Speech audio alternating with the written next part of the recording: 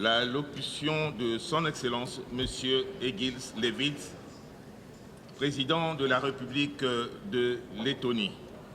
Je prie le protocole de bien vouloir accompagner Son Excellence.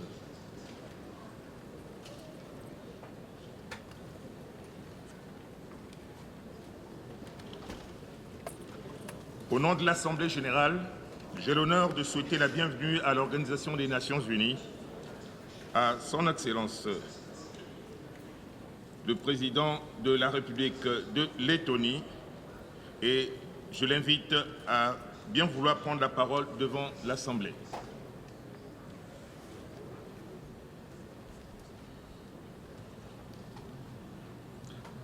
Mr. President, Excellencies, ladies and gentlemen, I'm greatly honored to address the United Nations General Assembly for the first time.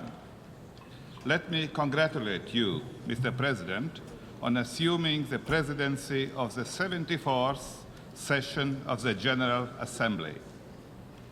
I can assure that Latvia will provide active and constructive support to our joint efforts during this session.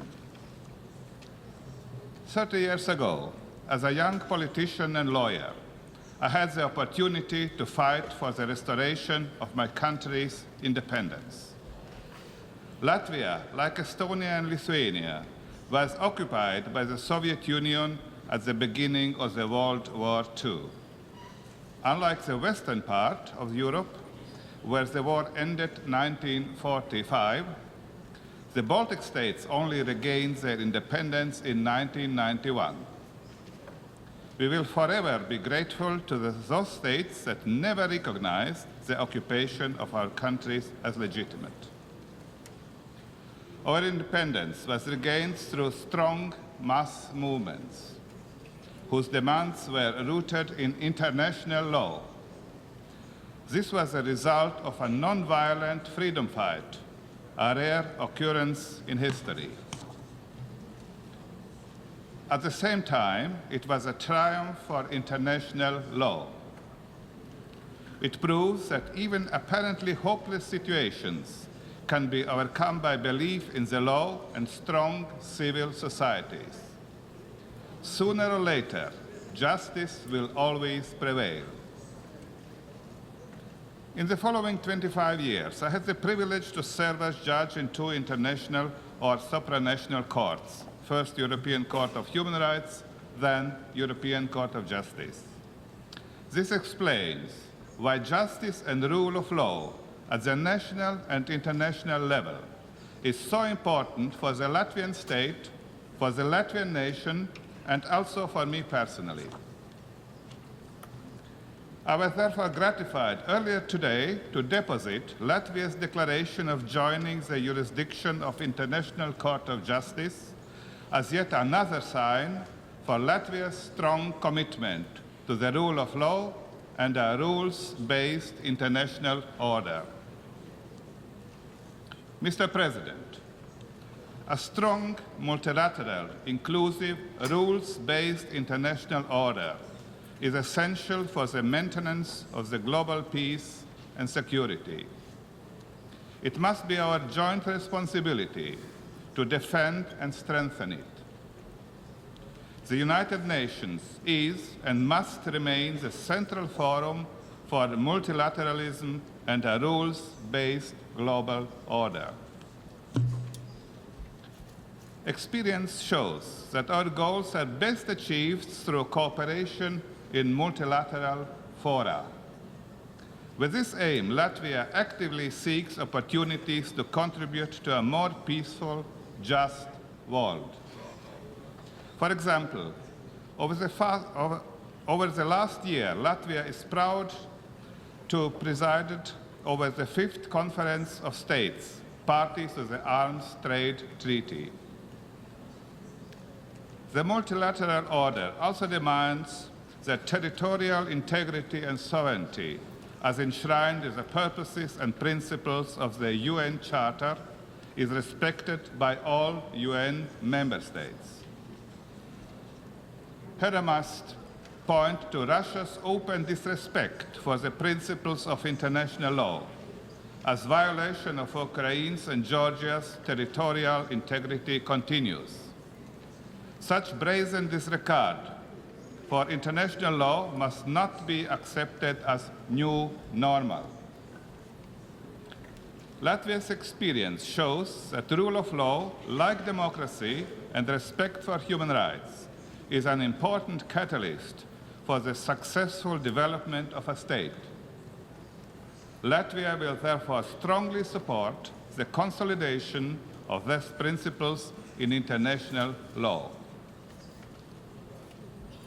Nowadays, violations of international law are committed not only through direct military force, but increasingly through disinformation, cyber attacks, economic influence, energy pressures, and interference in electoral processes.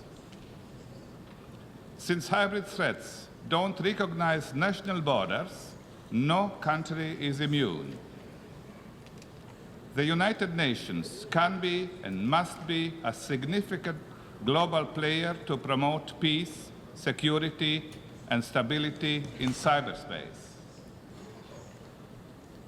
Latvia is ready to participate actively in discussions and share its experience in promoting responsible behavior in cyberspace and boosting institutional and individual resilience to malicious intent. Certainly, digital technologies have brought progress for humanity. However, we must be careful to prevent malicious use of these technologies. There is no excuse for unintended or unexpected consequences that undermine our societies. The technologies need to be developed with greater responsibility and accountability. We must be aware of the impact of technological advances on human communication and connectivity. Vast amounts of personal data are collected every second by state and non-state actors. Our private communications, our health, our location and movements can be constantly monitored.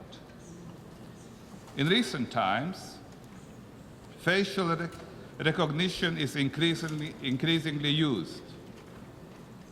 We are coming under constant surveillance. Yet the rules governing the ownership, authorization, and protection of this data are opaque, to say the least. Our data can easily become a threat for our freedom and our privacy.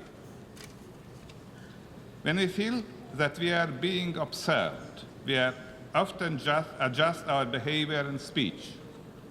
The potential risk to independence of our thought and action will only grow in the coming years, given the rapid development of artificial intelligence.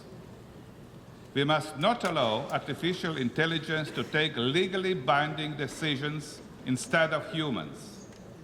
Humans must retain control. Therefore, the UN must actively promote discussion of personal data protection in cyberspace, especially the ethical and legal standards for the collection and use of personal data. An intensive public discussion on risk reduction is necessary at the national, regional, and global level. The international level is essential as cyberspace is global. Latvia considers the report of the UN Secretary General's high-level panel on digital cooperation and his agenda for disarmament, addressing key technology security concerns, to be a useful stimulus for more intensive exchange of ideas in this area. Mr. President, the climate, too, is global. Climate change must be tackled at the international, state, and individual levels. We must collaborate across borders to mitigate the negative impacts of climate change. Empowerment of youth can play an important role in climate action, as we recently witnessed in the Youth Climate Summit. Likewise, technologies have a leading role in healing our planet. Innovations together with computing power and connectivity allows us to become more effective. I'm proud to Latvian IT companies are willing to take up the challenge and have joined the Green Pledge launched by our neighbors Estonia. Latvia is committed to the goals of the Paris Agreement. Latvia, we have reduced our greenhouse gas emissions by almost 60% compared to 1990 levels. But we understand that is not enough, and therefore we support climate neutrality as a goal for the future. We are currently working on an ambitious low-carbon development strategy that would allow Latvia to reach climate neutrality by 2050. Earlier this year, the government of Latvia approved the National Climate Change Adaptation Plan for 2030. It sets out concrete actions on adaptation to be implemented in the near future. According to Latvia's experience, one of the substantial solutions to mitigate climate change is sustainable forest management, which provides continuous carbon sinks and sustainable forest products that can substitute fossil-based materials, thus reducing emissions. Forest coverage in Latvia has increased almost twice since the first half of the last century. Latvia is committed to sustainable forest management for current and future generations. Meanwhile, our civil society, too, is making efforts. On Valsts Cleanup Day, 21st September, trees are planted around Latvia by individuals, young and old, as a contribution to a sustainable future. This builds on a long-standing volunteer tradition in my country to promote a clean environment. Mr. President, Latvia remains a strong advocate of the Agenda 2030 to achieve the Sustainable Development Goals, both nationally and globally. Sustainable Development Goals have changed the way how we plan our own long-term national development strategy. At national level, we focus on two main directions: promoting an innovative and eco-efficient economy and reducing inequalities. I believe that gender equality and women's empowerment is not only the right thing to do, but also the smart thing to do from the economic perspective.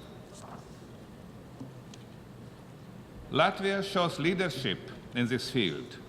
According to World Economic Forum Global Gender Gap Report of 2018, Latvia is one of the only few countries in the world that has closed the gap both in terms of health and survival and in educational attainment. And it is above 80% of milestones for economic participation and opportunity. Through bilateral development cooperation programs, Latvia is contributing to the implementation of the Agenda 2030, particularly in EU Eastern neighborhood and in Central Asia. We share the lessons we have learned throughout our own transition to a democratic state based on the rule of law. 30 years ago, 2 million people made a 600-kilometer-long chain through Estonia, Latvia, and Lithuania called the Baltic Way. It was in order to demonstrate our wish for freedom. The Baltic Way and the fall of Berlin Wall marked the end of the Cold War. Latvia was finally able to join the United Nations. We have actively used the opportunities provided by multilateralism through this unique global body. My country and my people have experienced impressive change over the past 30 years. I believe that UN too can adapt to resolve the global challenges of today. Let us use the run-up for the 75th anniversary to make the UN more purposeful and valued by working with renewed determination towards its own reforms, notably of the Security Council. The UN must evolve to stay effective. All the principles enshrined in the UN Charter are as relevant today as they were 74 years ago when it was adopted. I'm gratified that Latvia now has the freedom to enjoy these principles within its borders and the responsibility to uphold these principles across the globe. Thank you.